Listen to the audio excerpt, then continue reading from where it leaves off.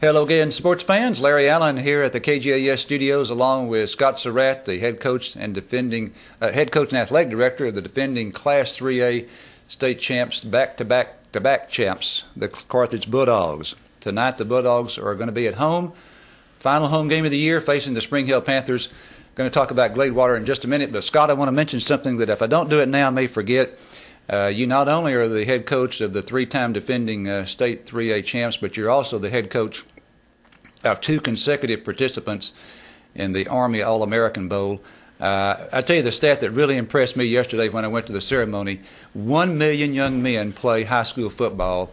90 are selected for this game. That tells you how special it is right there, doesn't it? It is a special game and special opportunity for Edward, and it's just like I told them, it's not only an honor for him, it's an honor for me as a coach and all the coaches, and it's an honor for all of Carthage to have a representative go down there. We had Kendall Thompson last year, and he did a great job, and I coached a couple at Texas High that played in it, and it is just it's awesome.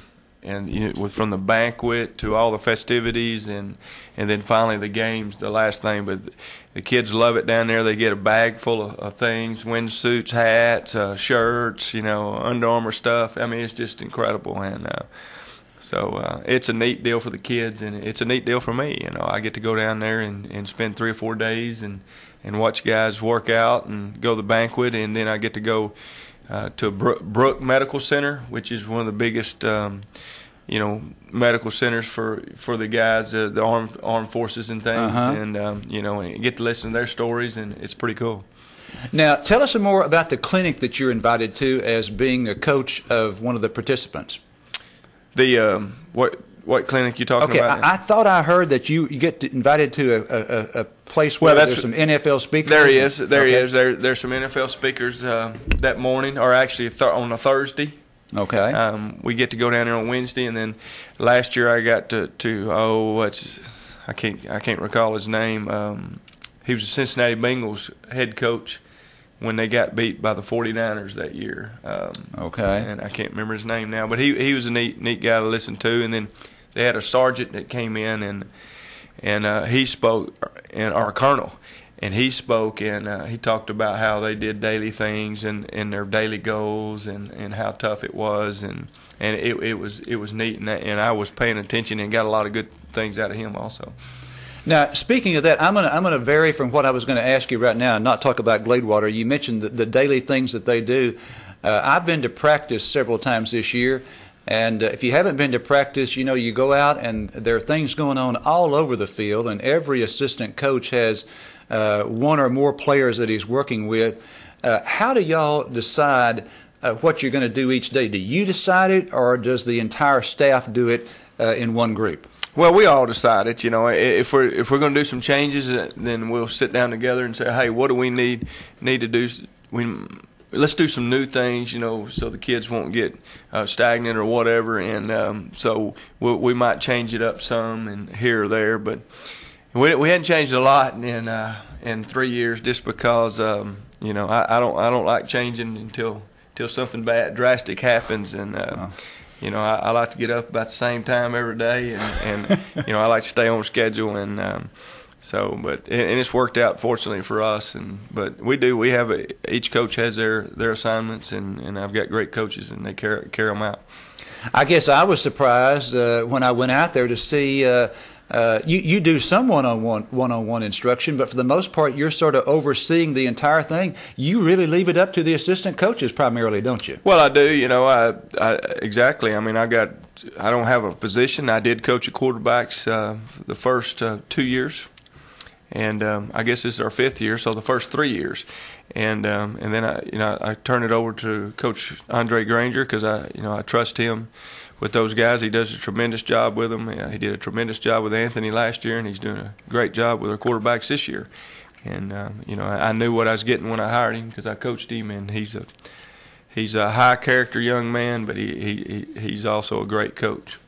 And so you have some things evidently that you do consistently from week to week. Chris Smith was telling me that I think he works the offensive lineman on the sled Monday and Tuesday, just those 2 days. So there's some consistency from week to week. Is that right? Oh, there's no doubt. We're going to hit the sled Monday and Tuesday offensive, and defensively they're going to hit it Monday and Tuesday. And, of course, they're going to go under shoots defensively with Coach Mitchell and Coach Brown, the defensive lineman. And we did a lot of it this week because we wasn't very happy with our guys standing up last week. So, but like I said, I got great coaches, and when we make mistakes on Friday night, they're going to get them corrected, and we meet about those things, and they do a good job.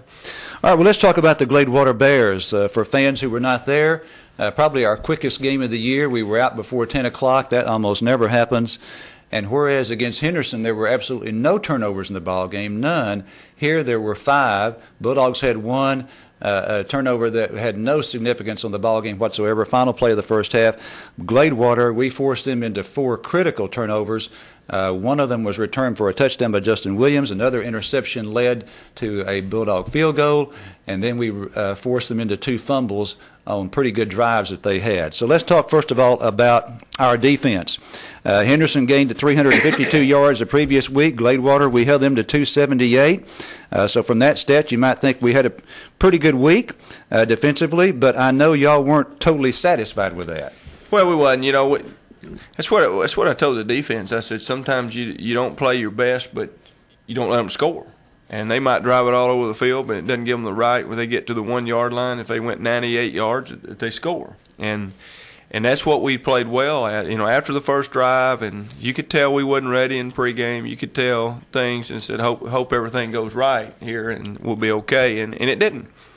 And they went down and scored. We missed some things the first drive, obviously, and then they went down and scored, and you know, ball game on. And then they did move the ball from the rest of the game a lot, but they didn't score. And you know, and we'll be extremely pleased in the playoffs with a 16-6 win, because you know we've always had from the first year on the survive and advance attitude, because it doesn't matter how you win in the playoffs, you're going to the next round. We'll get those things corrected and for the next game. So, but this one we were not very happy, just because we know we've got to play better, and we've got to play with high. We've said it a million times, but we got to play with high intensity, or we're not good enough for this group. And I don't know why you'd want to play without any other way anyway. But this is a group that's we played well against the better opponents.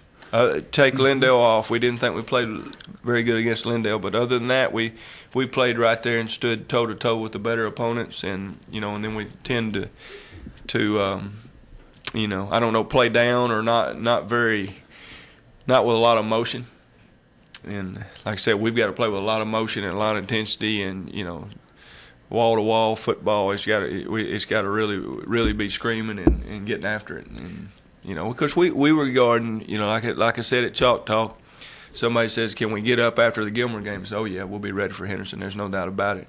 And then the next question, that's what we're guarding against, is having a letdown after the 2 big games, because, you know, Gladewater they were 5-3, but we did know that they've been beat badly by Pittsburgh and Gilmer. So the kids are smart, and so they didn't think we could get beat, and that proves you can get beat any time, because we could have easily got beat the other night, and we can't have another game like that, or we're going to be sitting at home.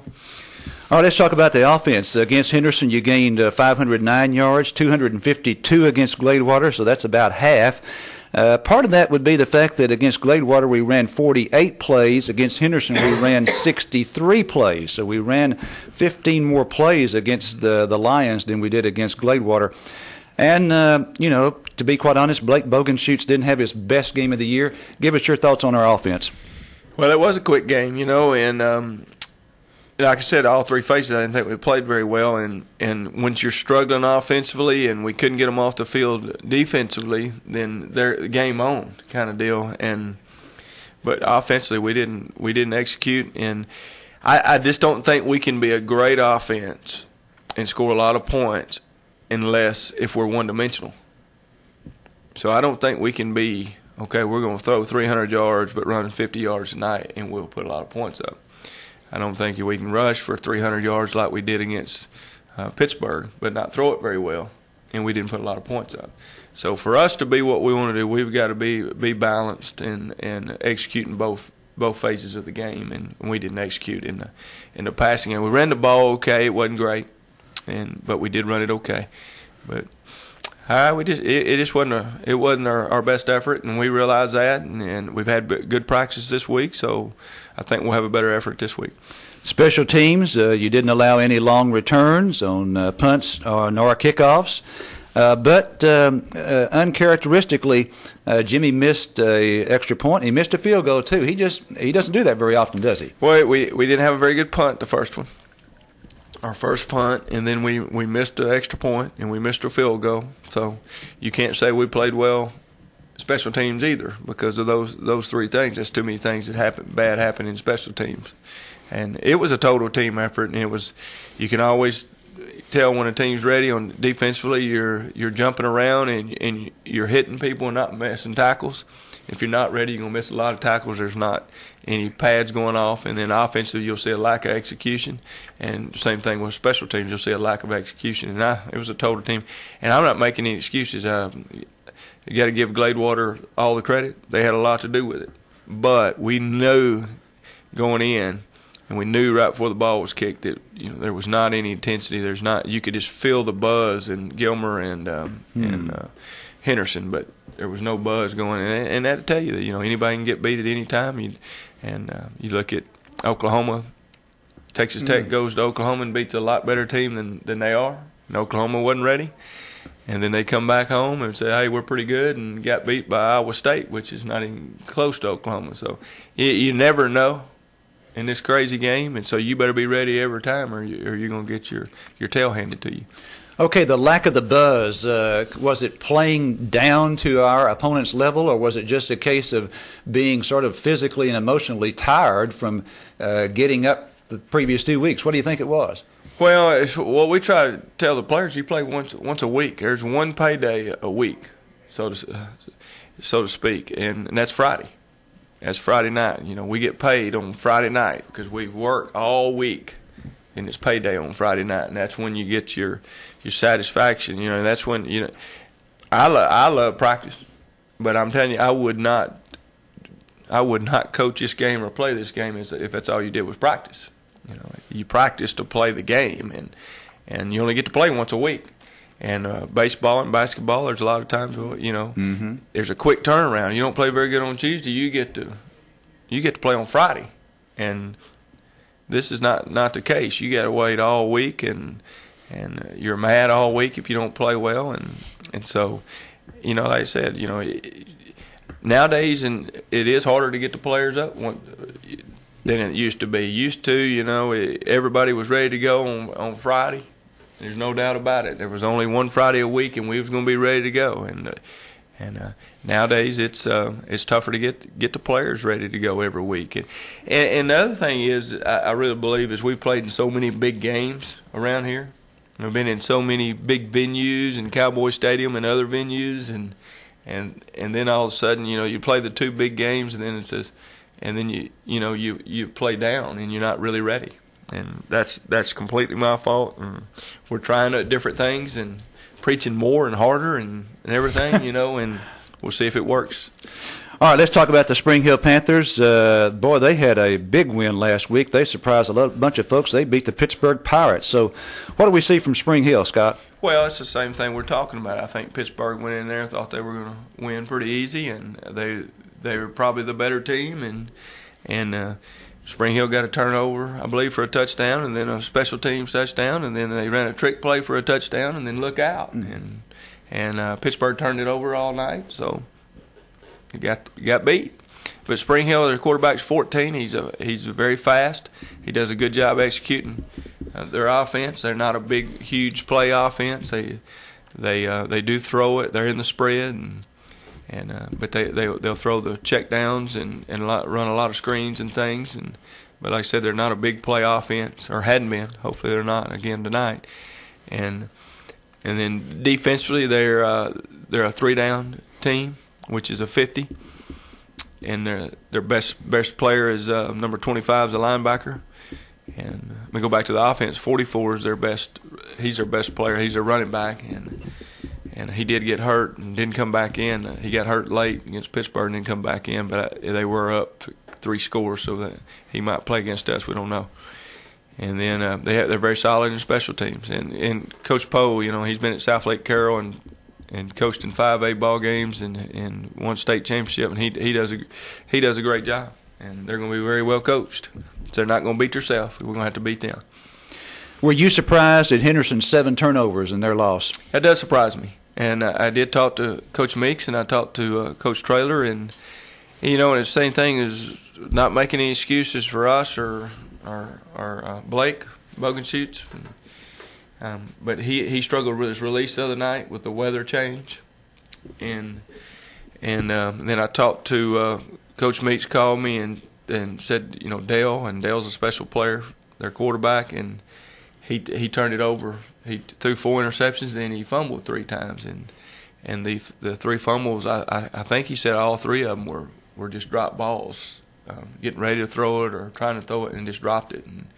And then Coach Traylor said his son had problems with his release all night. So I don't know if it's something in the air toward over by Gilmer, but we were struggling throwing it, it did surprise me.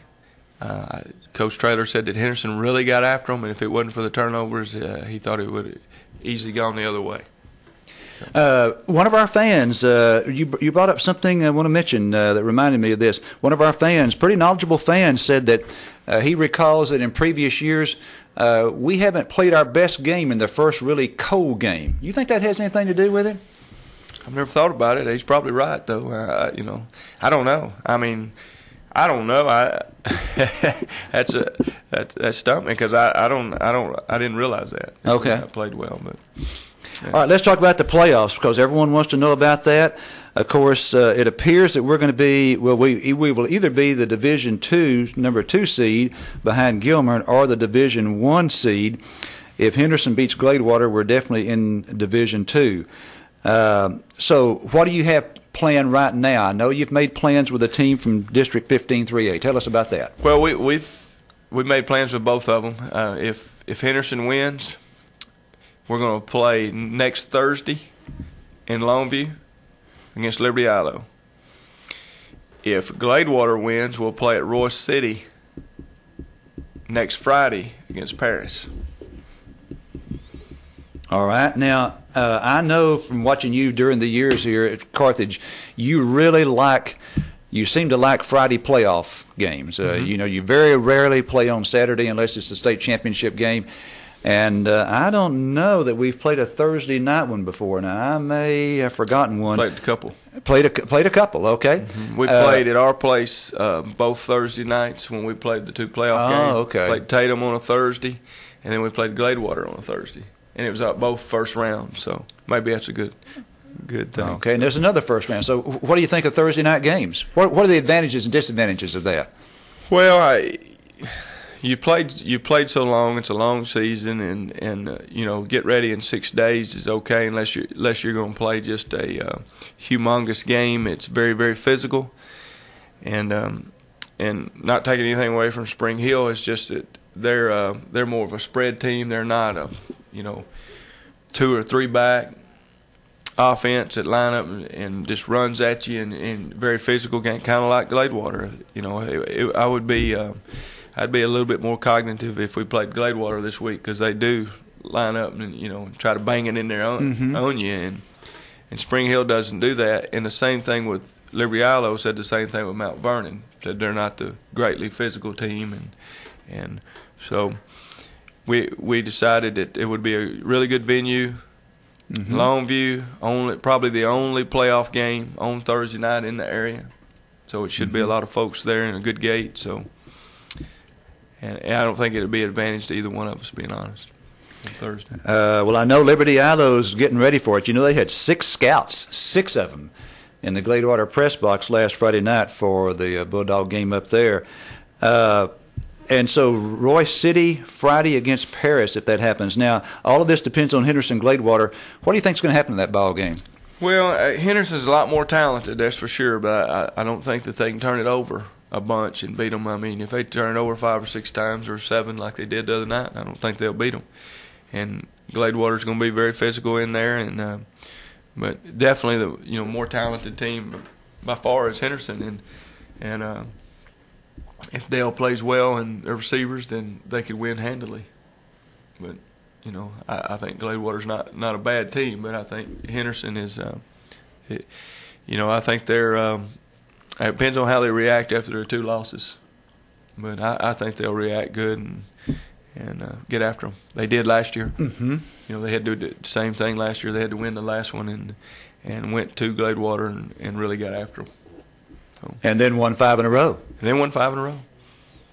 So, I'm sure he's hoping the same trend, just like we are. The first round Thursday night games led us to state championship. So, now, incidentally, Dickie Meeks is a great example of the fact that it does not matter what your regular season record is when you go into the playoffs, because you're starting all over. In 1989, Chapel Hill was 6-4 when they went in the playoffs, and they won 5 in a row under Dickie Meeks and won a state championship. Well, I saw a little bit of one practice this week. Looked to me like at the time I was out there, everyone jumping around, and I thought I saw a level of intensity that I liked. Well, we told the players. I talked to them Monday, and I said, "Hey, we're going to treat this as playoff week, and so because we got to be prepared for the playoffs and hopefully a long run. You never know. We're going to have to play well, but we treated it more like a playoff week, and they think it was pretty intense this week. And win or lose tonight, they'll see some intensity by the coaches next week. There's no question about that. And we always turn it up in the playoffs, and the coaching wise, intensity wise, and plan wise, and so we'll see how they react. But I can promise you the coaches will react very well starting next week, and there'll be a lot of buzz on in practice. All right, let's talk about the size of your squad. You had about 10 JV players up last week. No JV game last week. They going to be up again this week or back down? They're going to be back down. They're going to play. They're going to finish their regular season, and then we'll bring some of those guys up again for the playoffs, and maybe all of them. I don't know. And tonight is senior night. Is that right? Tonight is senior night, and we'll get off the field at 6:50 for the senior night festivities. Okay. All the seniors will be introduced. Parents, guardians, that type of thing. Yes, sir. The parents should be there around 6:30 getting ready, and Miss Cindy Caver will be setting everything up, and we'll be going through pregame, and it'll start at 6:50. And, big night, not only senior players being introduced, but senior band members, too. So no question. I think they're getting introduced at halftime, I believe, if I'm not mistaken. And, it's the last time that everybody gets to perform or play in Bulldog Stadium. I don't foresee us playing a home playoff game this year, and so this is it. And so we want to send those seniors out with a bang. We always have before, so that's what we want to do. The same thing. Be a very exciting game, and like I said, send them out on a positive note. You sense the senior leadership starting to improve a little bit here as we get toward the playoffs? Yeah, I know Pope kind of took it personal the other night that hey, we didn't have this team ready. The seniors, we didn't have them ready, and he's kind of taking it personal. He has led great, and so, along with some other seniors this week, and so I don't think they're wanting to quit playing anytime soon, and that's what I told them. I said we're not going to be in here long if we don't play with high intensity on Friday nights from now on, and so I said we might win 1 or 2, but we're not going to be there long because we know we got to get better to get to the level with these other people in the playoffs. And Scott, once you taste the championship success, you don't forget it, do you? No, and everybody says, well, are you complacent or are you hungry? I'm more hungry than I've ever been. I mean, it's, like we always said, what's the favorite ring? It's always the next one, because that's what you practice for, and that's what you play for, is to get that ring, and until you get. The people will get one and have the experience to have one, and it just makes it that more. Because a lot of people don't know they can, and we didn't know we could until we got one. And then we knew after the first one, hey, we can do it again. And after the second, we can do it again. Who knows? That's our goal this year, and who says we can't do it again? And there's a lot of people out there that is going to try us from getting it done, but that's our goal. All right, tonight 7:30 is the kickoff, and as you heard Scott say, about 6:50. We'll begin with the senior night recognition. So a very special night at Bulldog Stadium, and you heard the head coach say, the last chance for you to see the Dogs this year here in Carthage. 7:30 kickoff, Spring Hill Panthers, our opponent. We hope you can be there. If you can't, join us on KGAS. We'll have everything, including the senior night recognition for you, live on KGAS. For Coach Surratt, I'm Larry Allen, wishing you a great week.